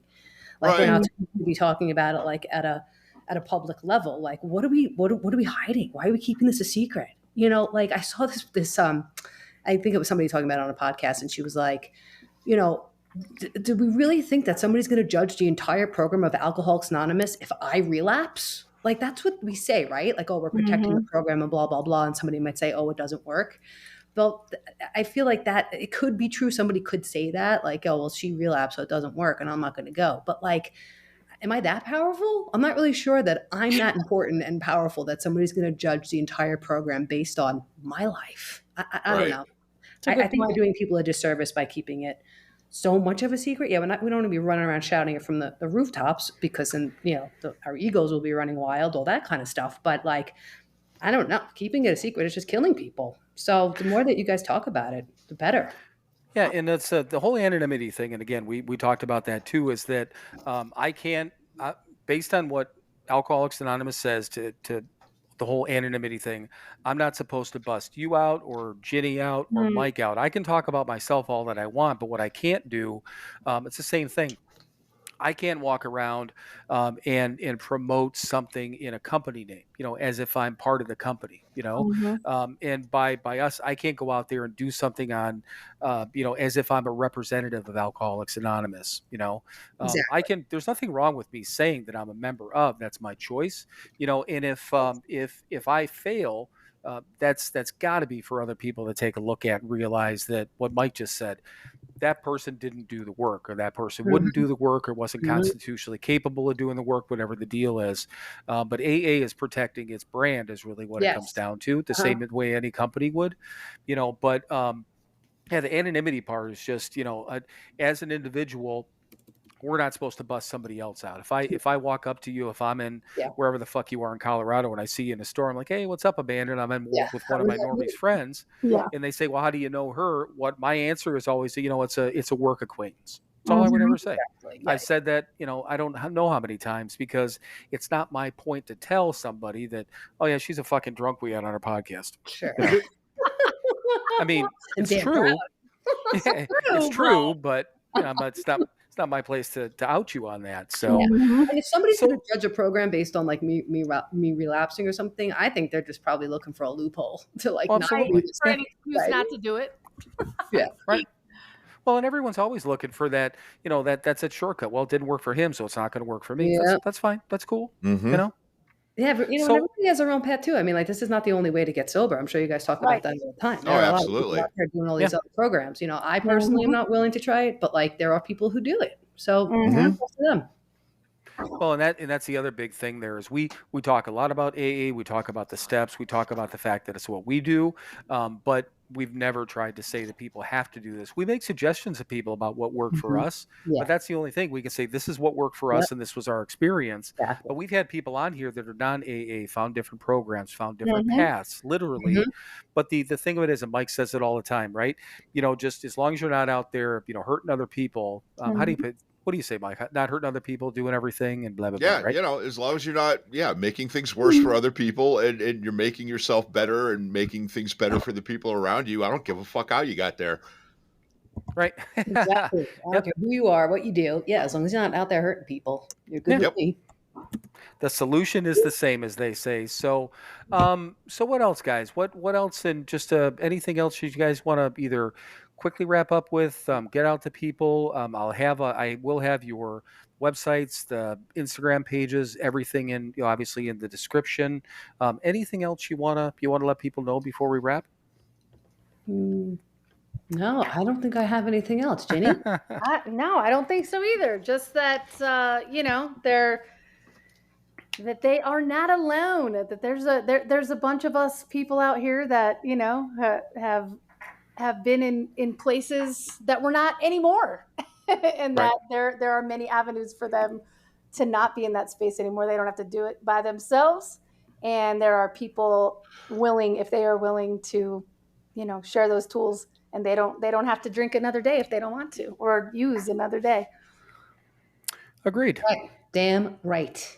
Damn fucking Damn Skippy, as they say, Yeah, right? Skippy. All right. So, Amanda and Ginny, it is time for us to be quiet for a couple of seconds here, or a couple of minutes, and Mike is going to run us out of here, right, Mike? Absolutely. All right. Well, thank you for listening to another episode of Sober Not Mature. Thank you, Ginny and Amanda, for being lovely guests tonight. We really appreciate you being with us. And as always, kids, go out there, do something nice for somebody else this week. Be kind to each other, be good to each other, and don't tell anybody that you did something nice for somebody else. Just do it. And now it's that time, kids. It is time for you to fuck off. Then keep fucking off. Keep fucking off till you get to a gate with a sign on it saying you cannot fuck off past here. Climb over that gate, dream the impossible dream, and keep fucking off forever. That is both of our favorite parts of the episode. Mike, once again, because he knows we're done, and Yep. me, because it makes me laugh every time, and It tickles Bill. it does. It's I don't know. It's just like like the planet Uranus. I can't say Uranus without laughing either. So it's the same damn thing. Here They is changed Mike. that, now it's Mike. Uranus. Yeah, Uranus. No, it is Uranus. It's It is Uranus. It is Uranus. Little Teachers- first graders are too immature. They can't. No, teachers in school, even as far back as when I was in high school, used to say Uranus, and I'm like, that's fucking Uranus. So in other words, Mike, you are as funny as Uranus. How's that? Absolutely. I Great. resemble that remark. I know you do. I had to mute myself because I was laughing out loud. No, that's cool. But seriously, guys, thank you very much. I know we went through kind of a little bit of back and forth to try to get everything obviously set up and organized for this, but we really, really appreciated having you guys on. And everyone listening, please make sure to check out the description. Jenny, I know we didn't have a chance to talk about your furniture store, That but is your all right. website. Your website's in the description. Amanda's website's in there. Both of your Instagram pages plus the podcast Instagram is on there. So follow them, visit them, do all the good things with them. And seriously, thank you guys. Okay. Thank you guys Thank you so much. so much for having us. This So has much been fun. a ton of Good. fun. Well, good. All right, Mike. I love you, brother. And I love you too. We'll all talk soon. All right. We shall. All right. Bye. Have a good one. Bye. And now it is time for you to fuck off. Then keep fucking off. Keep fucking off until you get to a gate with a sign on it saying you cannot fuck off past here. Climb over that gate, dream the impossible dream, and keep fucking off forever.